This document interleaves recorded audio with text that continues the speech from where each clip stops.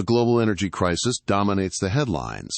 Conflicts, collapsing grids, dwindling reserves. What few realize is that its story is not just economic, but a battle for humanity's very soul. Amidst the scarred earth, a vision of renewal shimmered.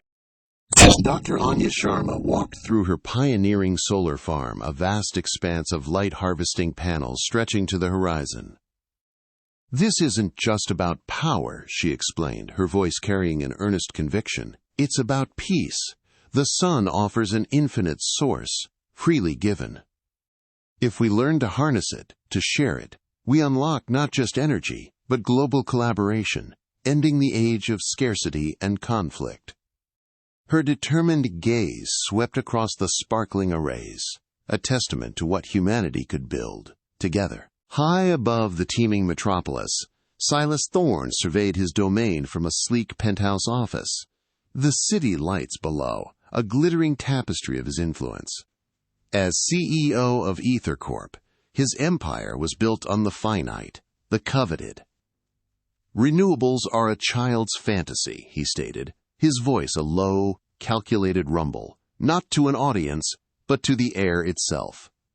A holographic display shimmered with global market data, glowing green over oil fields, dark over failing grids.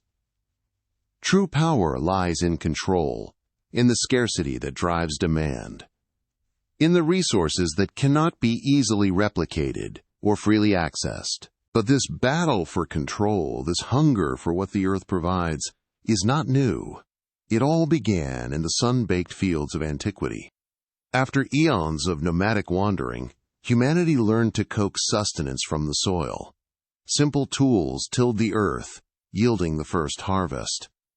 With the dawn of agriculture around 8000 BCE, humanity transitioned from hunter-gatherer to cultivator, anchoring itself to the land.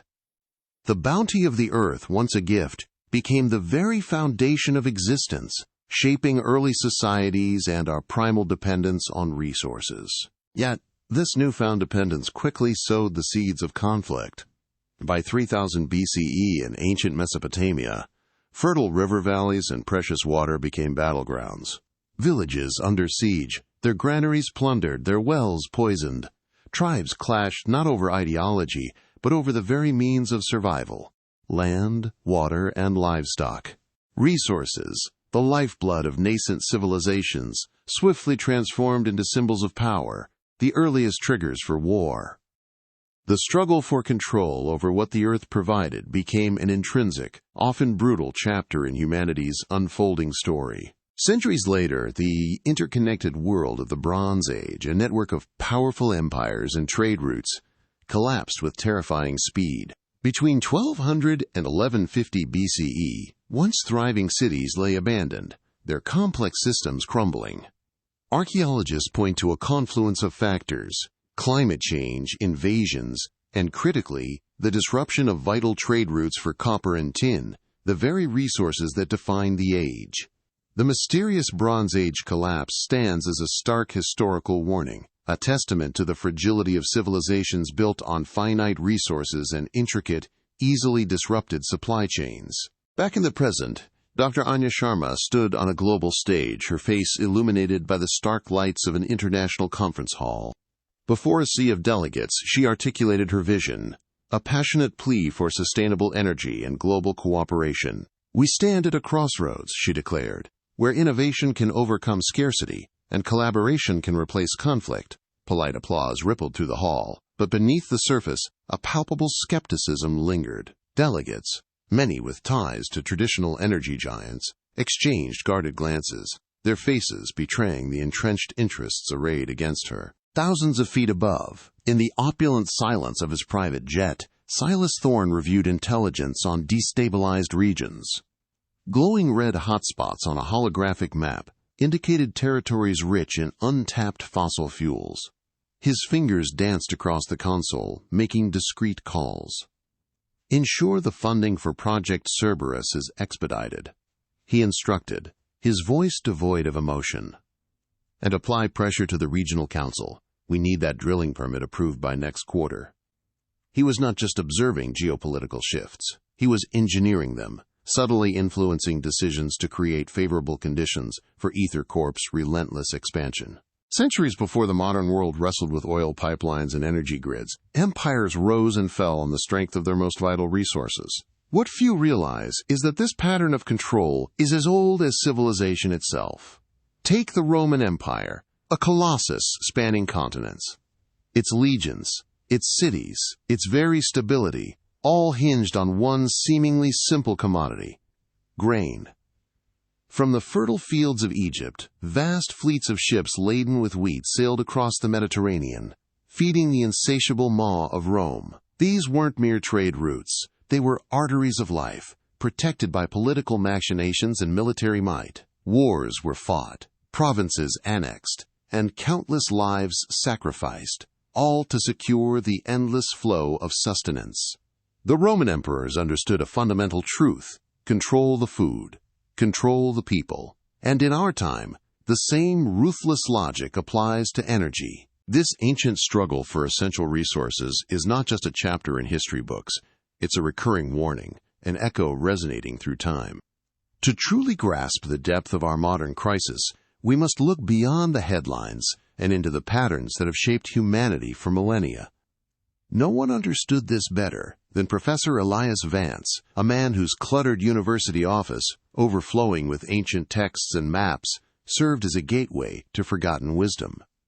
He often lectured to sparse audiences, but his words carried the weight of ages.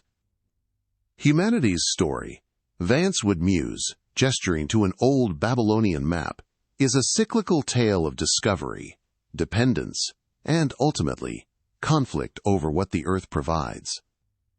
From the first river valleys to the modern global market, the impulse to control resources has driven empires to their zenith and plunged them into ruin. But beneath the geopolitical maneuvering there lies a deeper truth, a spiritual dimension to our insatiable greed, a challenge to our very understanding of stewardship. Dr. Anya Sharma, her spirit weary from battling political gridlock and AetherCorp's corporate obstruction, found herself drawn to Vance's unconventional wisdom. Later that day, she sat across from him in his office, a beacon of idealism flickering against a rising storm. "Professor," Anya began, her voice tinged with frustration, "I present solutions for sustainable energy, for global cooperation, but it feels like I'm screaming into a void. The powers that be, they don't want solutions. They want control. Is this just human nature, or is there something more to it?" Vance leaned forward, his eyes kind but serious. "Dr. Sharma, what you perceive as human nature often masks a deeper spiritual struggle. Conventional history offers explanations, but the ancient texts, the scriptures, they offer revelation. They speak of a divine trust, of humanity's role as stewards, and the profound consequences when that trust is betrayed. There are insights, beyond mere economics or politics, that can illuminate the path you seek." As Anya grappled with these deeper questions, Silas Thorne was executing his own vision of control, a masterclass in information warfare. In the glowing heart of AetherCorp's secure data center, Silas stood before a team of analysts, his voice cool and precise. "Public perception is a battlefield," he stated, a subtle smirk playing on his lips. "And we control the narrative, discredit the renewables, highlight every minor setback, amplify every perceived flaw. Our goal isn't just to sell energy, it's to make the world believe there is no alternative to *R energy." As complex data visualizations flickered around them, showcasing public opinion trends and news sentiment, Silas strategized. Deepen their dependence. Foster fear of scarcity. When the people believe they need us for survival, their governments will follow. AetherCorp will not merely supply the world's energy. We will dictate its pulse. Vance began to unveil the ancient wisdom for Anya, drawing parallels between their modern crisis and timeless biblical truths. The very concept of ownership, of dominion over the earth's bounty, is profoundly challenged in Scripture, he explained. Consider the parable of the tenants found in Matthew chapter 21. A landowner plants a vineyard, leasing it to tenants while he travels. When harvest time comes, he sends servants to collect his share. But the tenants, emboldened by greed, seize control.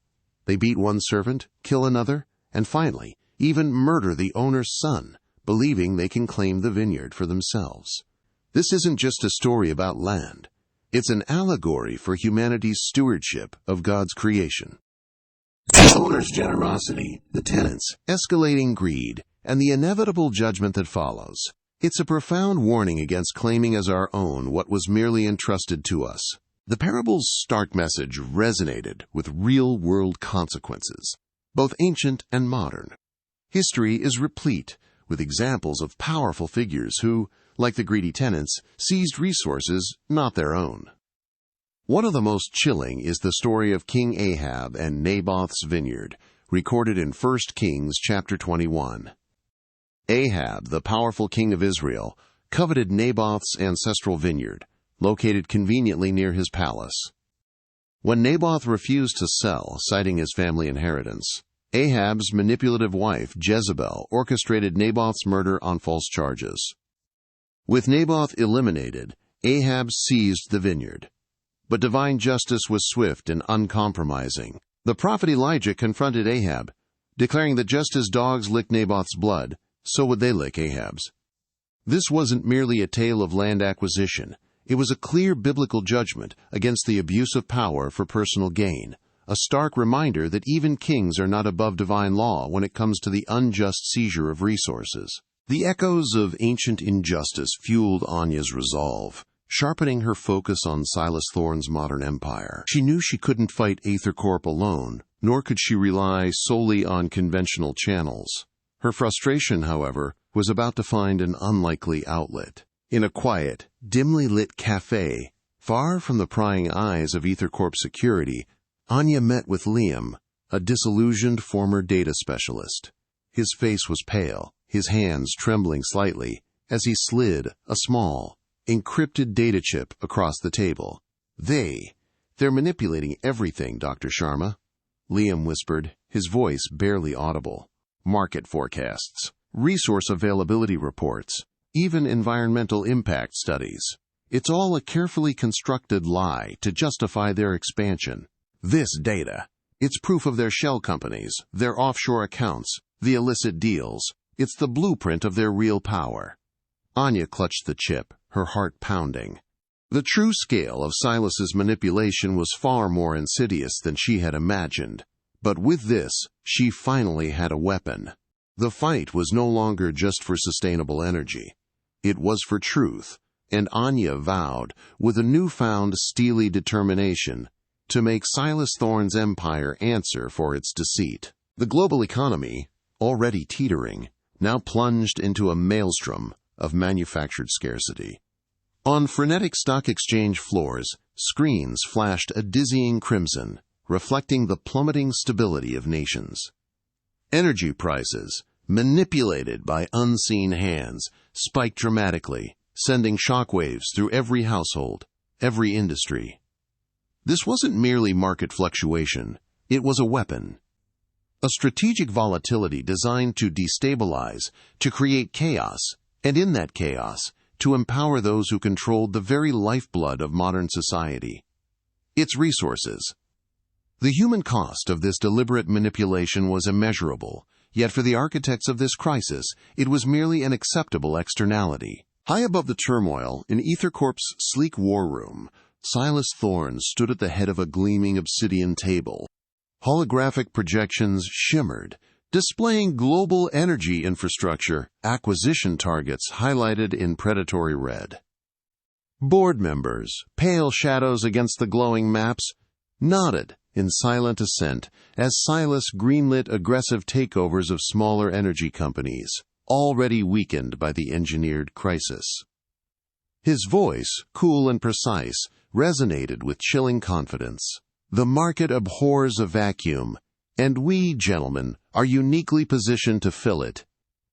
AetherCorp will not merely be a player, we will be the sole global energy provider. The naive dreams of endless renewables are precisely that, dreams. Control, true control, lies in what is finite, in what is indispensable. And soon, what is indispensable will be exclusively ours. Miles away, amidst the vibrant hum of a community renewable energy hub, Dr. Anya Sharma worked tirelessly, her hands stained with grease, her face illuminated by the warm glow of a small turbine she was troubleshooting. Around her, volunteers from diverse backgrounds, young and old, collaborated on building small-scale solar arrays and wind solutions. Anya's conviction was a beacon, cutting through the encroaching darkness of corporate dominance. "They want us to believe we are helpless, dependent," she told a circle of eager community organizers. "But our power is in our connection, in our cooperation. Every panel we install, every home we empower, is an act of resistance. It is a declaration that the Earth's bounty is a shared trust, not a private commodity." Her efforts were a quiet revolution, inspiring local communities to reclaim their energy independence, one sustainable solution at a time. Professor Vance's voice, now overlaid with a solemn allegorical depiction, transported us to a starkly divided world. "Imagine," he began, the parable recounted in Luke, of a rich man arrayed in purple and fine linen, feasting sumptuously every single day. And at his gate lay a poor man named Lazarus, full of sores, longing to be fed with the crumbs that fell from the rich man's table. The visuals showed opulent feasts behind towering gates, while outside, a solitary figure withered in the dust. "This isn't merely a tale of charity," Vance continued, his voice deepening. "It's a profound warning against the spiritual consequences of hoarding, of consuming without conscience, while the world beyond your gate starves. The parable reveals that true wealth is not accumulated resources, but rather righteous stewardship, and its absence carries eternal weight, especially in a world grappling with radical inequality." "But the warnings do not end there," the narrator interjected, as the scene shifted to a CGI rendering of ancient Babylon, a city of unimaginable splendor and staggering wealth, yet subtly shadowed by an impending doom. For centuries after this parable, the prophet John in the book of Revelation unveiled a vision of Babylon the Great, a symbolic city, an economic system built on vast accumulated riches, on the merchandise of gold and silver and precious stones, and tragically on the souls of men. Vance revealed the chilling parallel. This isn't just about a city of the past. It speaks of a global economic power, fueled by insatiable hunger for resources, whose influence stretches across continents, and whose eventual prophesied fall serves as a grave warning to all systems built upon greed and exploitation. It is a glimpse into the end-time accumulation of power and its inevitable reckoning. The serene hum of Anya's solar farm control room shattered into a cacophony of blaring alarms. Screens, usually displaying elegant energy curves, now pulsed with aggressive red alerts and rapidly changing lines of malicious code. "Dr. Sharma, we have multiple intrusion attempts. They're targeting the grid synchronization protocols," a frantic tech assistant shouted. "AetherCorp, Silas Thorne." This wasn't just corporate maneuvering, it was a direct, personal assault.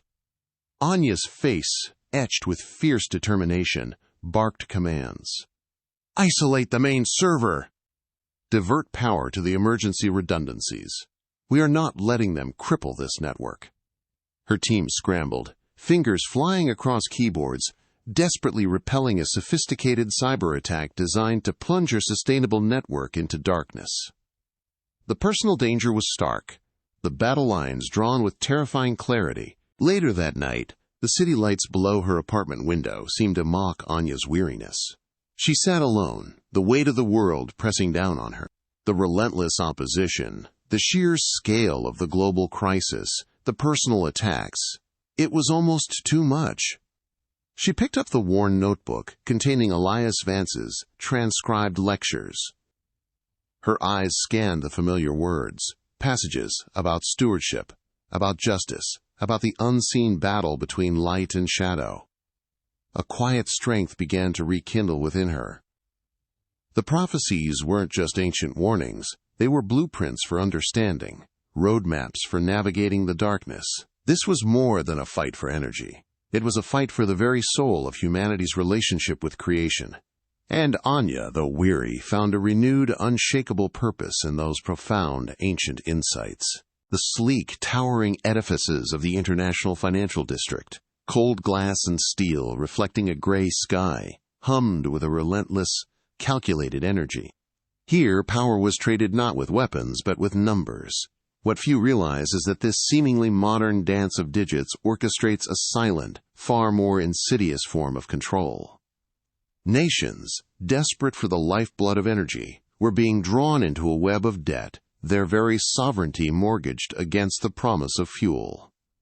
AetherCorp, under Silas Thorne, had mastered this dark art. Developing nations, caught in the grip of engineered scarcity, were presented with resource bonds, a Faustian bargain where future generations' natural wealth was surrendered for immediate, fleeting energy. Complex financial data flickered across giant screens, but beneath the surface, maps subtly glowed, highlighting regions where AetherCorp's influence spread like a creeping shadow, each new deal a tightening noose. This wasn't merely business, it was strategic subjugation, a deeper layer of control satisfying the insatiable hunger for dominion. But this chilling reality of modern exploitation echoes a divine warning from millennia past. The scene shifts to an ancient marketplace, stylized and vibrant, yet shadowed by injustice. Here, the prophet Amos, a voice of righteous anger, condemned the very patterns we witness today. Professor Vance's voice, imbued with scholarly gravitas, narrates, "This is what the Lord says. For 3 sins of Israel, even for 4, I will not relent. They sell the righteous for silver, and the needy for a pair of sandals. They trample the heads of the poor as upon the dust of the ground, and deny justice to the oppressed." The visuals depict a rich merchant, adorned in finery, turning a blind eye to the emaciated figures begging at his feet, while scales of justice tilt precariously. Vance continues, his tone unwavering. Amos cried out against those who exploited the vulnerable for profit, who valued silver over souls, land over justice. Is this not the same spirit that drives modern empires to ensnare nations in debt, trampling the poor for control of their very earth? It was a direct, piercing challenge from ancient scripture to the heart of contemporary greed. In her makeshift research lab, Dr. Anya Sharma was a lone beacon against this encroaching darkness, fueled by little more than coffee and a burning conviction. Screens glowed around her, a frantic tapestry of legal documents, financial reports, and technical schematics, all Liam's illicit data. Her fingers flew across the keyboard, eyes scanning, searching, desperate for a technicality, a forgotten clause, any legal loophole that could pierce Silas Thorne's formidable empire. The weight of the world pressed down on her, the faces of the energy-starved, the debt-ridden nations flashing in her mind's eye. "There has to be something," she murmured, her voice hoarse with exhaustion. "A regulatory oversight, a hidden liability. He can't be perfect." Every failed query was a fresh wave of despair, yet her determination remained unyielding, a solitary flame in the late-night silence.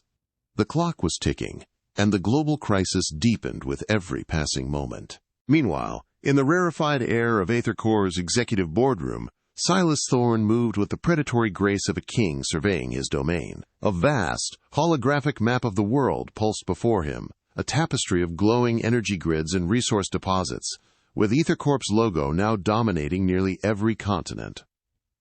His key executives sat in hushed reverence as Silas, a chilling smile playing on his lips, unveiled his ultimate play. "Gentlemen," he began, his voice smooth as polished stone, "the time for consolidation is at hand. The last independent energy sources, those stubborn holdouts, will be ours. We have created the crisis. Now we will provide the solution, on our terms." He gestured, and projections of aggressive takeovers, strategic bankruptcies, and leveraged buyouts flashed across the map. In 2 fiscal quarters, he declared, his eyes gleaming with unchallenged ambition, AetherCorp will be the sole global energy provider, total control, unquestioned dominion. The air crackled with his chilling triumph, a vision of an empire without rival, nearly complete. The chilling confidence of Silas Thorne brought a grave urgency to Professor Vance's cluttered office. Anya sat opposite him, Liam's data chip clutched in her hand, the weight of Silas's plans pressing down. Vance, gesturing to ancient scrolls and prophetic diagrams, his voice somber, revealed the uncanny parallels to end-time prophecies. The Apostle James warned, "Now listen, you rich people, weep and wail because of the misery that is coming on you. Your wealth has rotted. You have hoarded wealth in the last days." Vance continued, his gaze piercing. And Revelation chapter 13 speaks of a system where no one could buy or sell without a mark, hinting at an unprecedented economic control. Does this not resonate with AetherCorp's relentless concentration of wealth, their insatiable hunger for resources, their very attempt to control who can buy or sell energy? Anya's eyes widened, a dawning horror mixed with profound understanding. The ancient warnings were not metaphors. They were blueprints, unfolding in real time before her very eyes, revealing the spiritual battle beneath the geopolitical one. Back in her lab, the weight of Vance's words spurred Anya to a renewed, desperate focus. The prophecies had given her not just a warning, but a purpose. Hours blurred into a single-minded quest through the labyrinthine data. Exhaustion gnawed at her, but something kept her going. A stubborn belief that even the most impenetrable fortress had a weakness. Just as the first rays of dawn pierced her window, illuminating the dust motes dancing in the air, a flicker on a minor regulatory filing caught her eye. It was an obscure addendum, a forgotten historical precedent tied to AetherCorp's original charter, buried deep within a mountain of corporate legalese. Her tired eyes widened, then gleamed with sudden, electrifying triumph. "There!" she gasped, her voice cracking with relief and adrenaline. She zoomed in, highlighting the archaic yet undeniably binding clause. It was a single, vital vulnerability, the Achilles heel of Silas's seemingly invincible empire. A glimmer of hope, a path forward, had finally appeared. The air in the grand, circular conference hall was thick with unspoken tension, a gilded cage for the world's most powerful. Flags of every nation stood sentinel, yet all eyes were drawn to the imposing stage where Silas Thorne held court, a predator surveying his domain. News cameras hummed, broadcasting live to a planet on the brink. Dr. Anya Sharma stood amongst the delegates, her gaze fixed on Silas, a silent promise in her eyes. Today, AetherCorp's global monopoly, the culmination of Silas's ruthless ambition, was meant to be solidified. But a different destiny was about to unfold. Anya stepped onto the summit stage, Professor Vance a quiet, supportive presence behind her. With a deep breath, she began, her voice clear and resonant, slicing through the expectant hush. Holographic displays flickered to life, showing manipulated energy forecasts, hidden contracts, and the damning details of AetherCorp's secret clause, the very vulnerability Anya had unearthed. Silas Thorne, initially smirking, quickly turned furious, leaping to the microphone to denounce her as a fraud, a disruptor. But the evidence was overwhelming, irrefutable. Liam's data, Vance's context, and Anya's unwavering conviction painted a picture too damning to ignore. Gasps rippled through the hall as world leaders absorbed the truth. The empire built on greed was exposed. The fallout was immediate, catastrophic. Across the globe, AetherCorp's stock plummeted, wiping out decades of perceived value in mere hours. News reports, once controlled by Silas's narratives, now screamed headlines of fraud, manipulation, and impending investigations. Back in his opulent headquarters, Silas Thorne watched his digital empire crumble, the screens flashing red with his ruin. His desperate commands to his panicked aides were met with impotent shrugs. Legal teams descended. Public outrage ignited like wildfire. The seemingly invincible edifice of AetherCorp, built on the shifting sands of human greed, was dissolving into chaos. The price of unchecked power had finally come due. As Silas's empire fell, the ancient words of the prophet Daniel echoed with startling clarity. Professor Vance, now addressing a global audience, spoke of Nebuchadnezzar's dream, of the colossal statue with feet of iron mixed with clay. Like the feet of Daniel's vision, Vance explained, any empire built by human ambition, no matter how grand, contains within it the seeds of its own destruction. The clay of human fallibility, mixed with the iron of earthly power, can never truly hold. The narrator then added, "This is the profound truth Daniel unveiled. All earthly systems, apart from God's sovereign plan, are temporary, fragile. They rise, they dominate, but they are ultimately destined to shatter, making way for a kingdom that will never be destroyed." In the wake of AetherCorp's collapse, a new dawn broke. Dr. Anya Sharma's solar farm, once a solitary beacon, now stood as the thriving heart of a global network. With Liam, her former whistleblower, now a trusted partner, Anya oversaw the launch of new international sustainable energy projects, fostering collaborations across continents. Nations that had once scoffed at her vision or been bound by Silas's dark contracts now embraced her cooperative model. Anya, her face alight with a quiet joy, watched as diverse teams worked together, harnessing the sun and wind, building a future where resources were shared, not hoarded. It was a tangible testament to the power of ethical stewardship. But even this triumph hinted at a deeper, more profound hope. Professor Vance, his voice filled with awe, spoke of the prophet Ezekiel's vision in chapter 47, a river of living water flowing from the temple, bringing life and healing wherever it went. This, Vance revealed, is the ultimate promise of restoration, a world where resources are not merely managed, but miraculously abundant, freely given, eternally renewing. The narrator concluded, humanity's struggle over finite resources stands in stark contrast to God's boundless provision. While greed leads to scarcity and conflict, divine restoration promises an earth overflowing with life, where living waters heal all wounds. It's a vision of ultimate peace, a testament to God's desire for abundance, not just for humanity but for all creation. A decade later, the vast desert expanse where Dr. Anya Sharma once envisioned a single solar farm now shimmered with an intricate network of sustainable energy solutions. Fields of advanced photovoltaic arrays stretched to the horizon, seamlessly integrated with wind turbines and geothermal vents, powering a thriving ecosystem of research outposts and cooperative communities. Within one of these vibrant hubs, Anya, her face now bearing the gentle lines of wisdom and hard-won victories, addressed a circle of eager young students. Sunlight streamed through the transparent roof, illuminating their curious faces.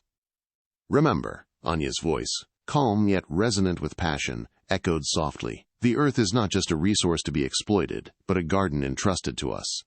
Every choice we make, every switch we flip, every new technology we develop, it's a seed for tomorrow. Will we plant seeds of greed and scarcity, or seeds of abundance and shared stewardship? The future is not written. It is being built by hands like yours by choices made today." Her gaze swept across their faces, a profound hope reflected in her eyes.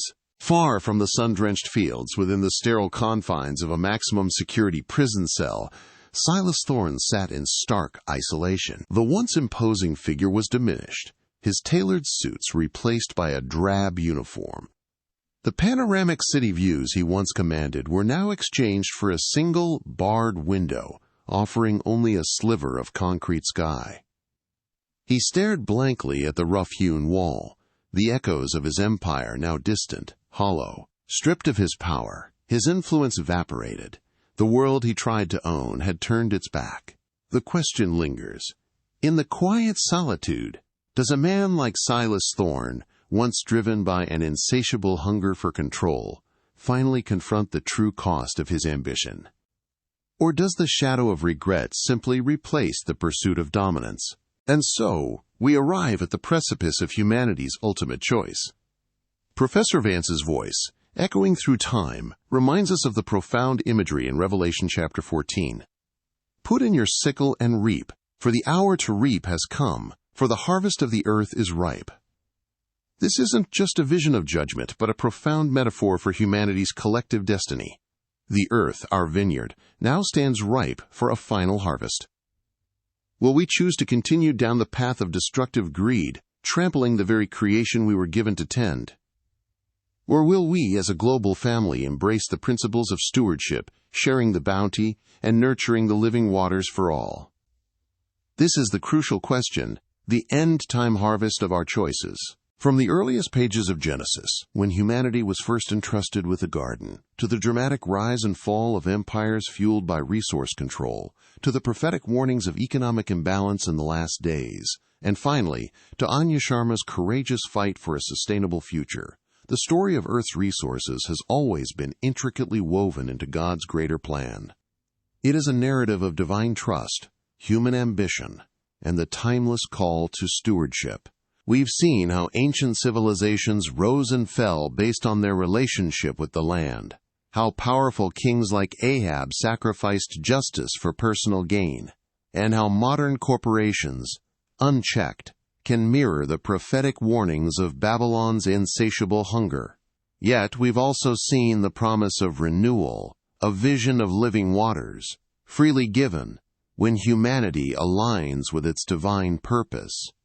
The core message remains: resources are a sacred trust, not merely a tool for unchecked power. And now, after everything you've heard, I ask you, where do you stand in this unfolding story? Do you see the echoes of these ancient warnings in today's headlines, in the choices made by nations, corporations, and even in our own daily lives? Are we stewards, or are we simply consumers? The global energy crisis, the battle for resources, is not just a geopolitical struggle. It is a spiritual one. What role will you play in shaping the harvest of tomorrow? Your choices, however small they may seem, contribute to the collective narrative. We are living in times when prophecies unfold quietly, and what once seemed ancient is now more alive than ever. So if this journey through history and prophecy has resonated with you, if it has deepened your understanding of our world and your faith, leave your thoughts in the comment box below. We want to hear from you, and if you'd like us to keep exploring how current events connect with biblical prophecy, give this video a thumbs up and share it. This lets us know we should continue uncovering more prophecies unfolding right before our eyes. And if you're ready to dive even deeper into the mysteries of the end times, click right now on the video you see on your screen. The Prophecy of Global Governance: Who Controls the Future? In these times, understanding is more essential than ever. Blessings.